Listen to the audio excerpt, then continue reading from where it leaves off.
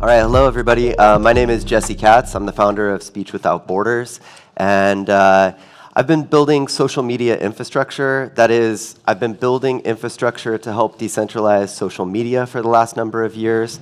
This is a passion project, a moral compulsion, something that you do not do for the money. But I care very deeply about free speech, and that's what led me to build in that space.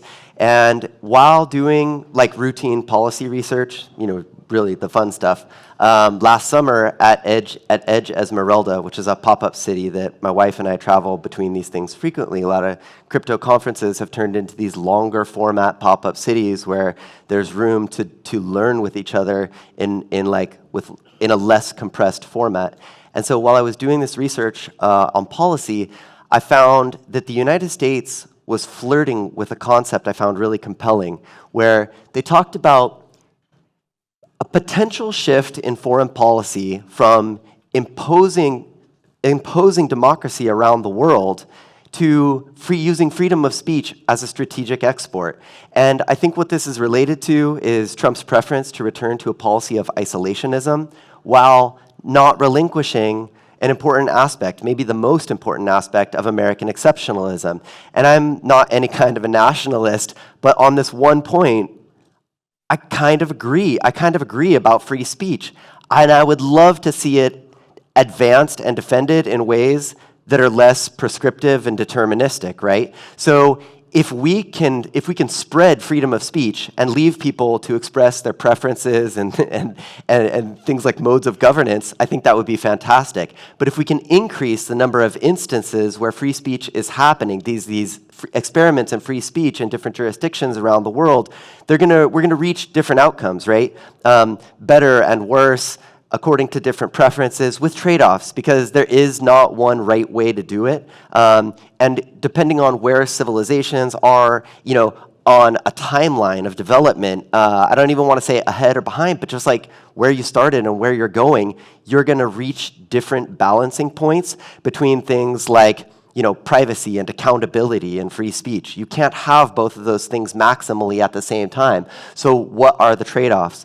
But on the theme of today, and thank you again, SpaceComputer, for hosting such a great event. I've heard a lot of fantastic talks. But on the theme of frontiers, I'm thinking, we've been talking a lot about frontier technology, but speech as supportive infrastructure for frontiers is one of these things that, in the Industrial Revolution, we turned a lot of natural resources into huge strides forward for humanity, and that is something that did not come without cost. But speech is not an optional component of infrastructure if you want to be competitive, and especially internationally.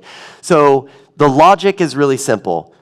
Free speech leads to free thinking. Free thinking leads to innovation. Innovation leads to economic prosperity and human flourishing. Compress that, and free speech equals more money. And governments love revenue, right? So we see this experiment play out around the world with special economic zones. It's very well validated. We don't have to pitch, we know that with consumer products and crypto, we can't sell privacy as a product because people aren't buying it, right? They don't value that. They keep telling us that with their dollars and with the choices of the apps that they download. But what we can do is we can give it to them along with better user experiences and set a high watermark than that someone else has to take it away. And people are they're much less likely to want to relinquish something that they already have than to buy something that we're trying to tell them why it's so much better. But when you can point to a place like Dubai and say, look, it turns out, you could say, sure, we can all agree that Sharia law is not that friendly to international business, but they can contain any collateral damage that would be incompatible with their broader society in a special economic zone. And so you can do something like this with speech as well. And this is what I found so compelling, is that you can basically say, we can take speech as a component and tell that to regulators. You say, we are able to prove that you cannot hope to drive innovation and attract foreign investment and economic development if you are if you are moderating and censoring speech to a degree that builders of technology products and services in your country serving users internationally, there's an imbalance between them. If you're a lower common denominator, it's a broken model. And we're finding a very positive reception on this topic. Here in Argentina, there was a nationwide digital sandbox for cryptocurrencies that was led by Millie Santamaria and team, doing a fantastic job with that project out of Crecimiento. Really proud to see what our friends are accomplishing here. And the next thing that they're working on is policy framework for a virtual special economic zone. What is that even? Well, pretty egalitarian in a way that it doesn't privilege people in some areas and against others in terms of like geographically bound constraints. What it means instead is saying like, hey, if you're engaging in certain types of businesses, maybe many of them online or employing technologies, you're on a level playing field, and policies can differ a little bit between, physical reality and more liminal businesses on the internet.